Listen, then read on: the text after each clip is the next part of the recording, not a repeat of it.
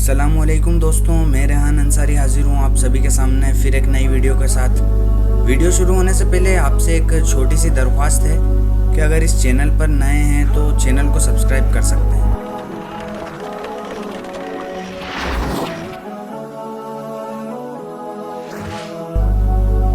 दोस्तों, हमेशा की तरह आज फिर मैं एक दिग्गज, माहिर और अक्लमंद साइंटिस्ट के बारे में बात करने वाला हूँ, जो कि इस्लामिक गोल्डन एज ही के एक बहुत बड़े साइंटिस्ट हैं। आपका पूरा नाम है हसन इब्नुल हैशम। लातीनी ज़बान में आपको अल हैज़न का लक़ब मिला। आपकी पैदाइश बसरा में 965 में हुई। आप एक अरब मैथमेटिशियन, एस्ट्रोनॉमर और फिजिसिस्ट थे, और सबसे खास कि आप फादर ऑफ मॉडर्न ऑप्टिक्स कहलाते हैं। आपने ऑप्टिक्स और विजुअल परसेप्शन पर आपकी स्टडी की मदद से बहुत ज़्यादा कंट्रीब्यूशन किया है। आपका सबसे बेहतरीन काम आपने अपनी बुक ऑफ ऑप्टिक्स में बयान किया है, जिसे किताबुल मनाजिर भी कहते हैं। आप एक पॉलीमैथ भी थे। फिलोसॉफी, थियोलॉजी और मेडिसिन पर भी आपको कुदरत हासिल थी। अपनी ज़िंदगी का सबसे ज़्यादा वक्त आपने कायरो, इजिप्ट में गुजारा। वहाँ की यूनिवर्सिटी अल अज़हर से आपने नॉलेज ली है। यह तो आपकी लाइफ को लेकर मुख्तसर सी मेन डिस्कशन थी।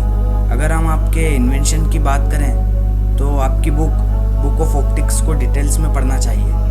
खैर, मैं आपको वीडियो में शॉर्ट में समझाने की कोशिश करता हूँ। दरअसल इब्नुल हैशम दुनिया के पहले ऐसे साइंटिस्ट हैं जिसने ये थ्योरी दी थी कि इमेज बनती है जब लाइट किसी ऑब्जेक्ट से रिफ्लेक्ट होकर किसी की आइज़ तक पहुँचती है। इससे पहले की थ्योरीज में ये मिलता था कि आँखों से रोशनी यानी रेज निकलती है और एक ऑब्जेक्ट पर जाती है, जिसको इब्नुल हैशम ने गलत साबित किया।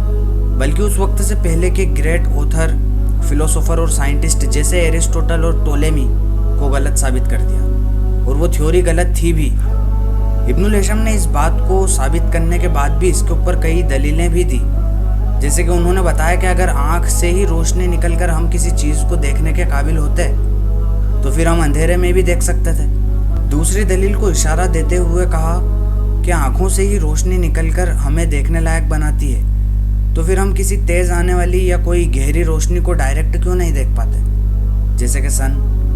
उसके बाद भी बाकी सभी थ्योरीज का पोस्टमार्टम हो चुका था इब्नुल हैशम की इस थ्योरी के बाद। लेकिन इसके बाद आपने एक दलील और पेश की, जिसमें बताया कि अगर आँखों ही से रोशनी निकलकर इमेज डेवलप होती है तो आसमान में तारों को हम एकदम डायरेक्ट क्यों देख लेते हैं।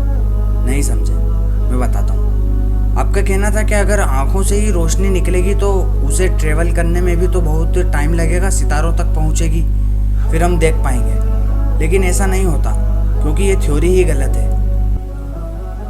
इब्नुल हैशम की ये बहुत बड़ी थ्योरी थी, जिसको लेकर और ऐसे आपके कई दूसरे इन्वेंशंस या थ्योरीज पर चर्चा करते हुए एक राइटर फ्रीडरिच राइजनर ने 1572 में एक किताब लिखी, और उस किताब में आपका नाम लातीनी यूज़ किया गया, अल हैज़न, जैसा कि मैंने आपको पहले बताया था। फिजिक्स में सबसे ज़्यादा टफ टॉपिक पढ़ना शायद ऑप्टिक्स ही है, और आज से 1000 साल पहले हमारे अजदाद ने खुद को ऑप्टिक्स का बाप यानी वालिद ही कहलवा दिया।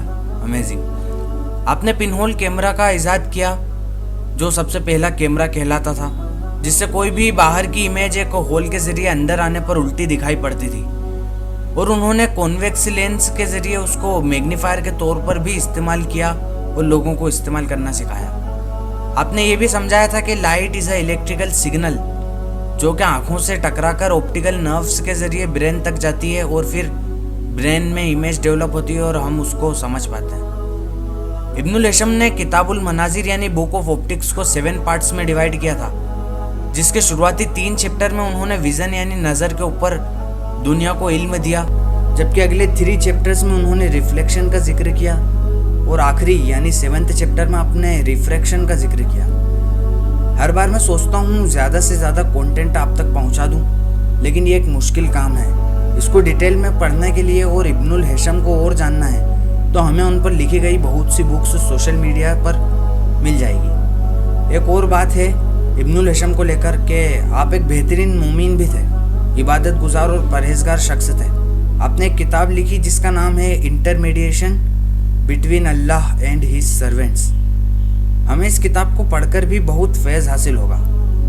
खैर, मैं रेहान अंसारी आपसे विदा चाहता हूँ। फिर मुलाकात होगी किसी नई वीडियो में। चैनल को सब्सक्राइब करके बेल आइकन को क्लिक कर दीजिएगा ताकि न्यू अपडेट आप तक के टाइम टू टाइम पहुंच सके।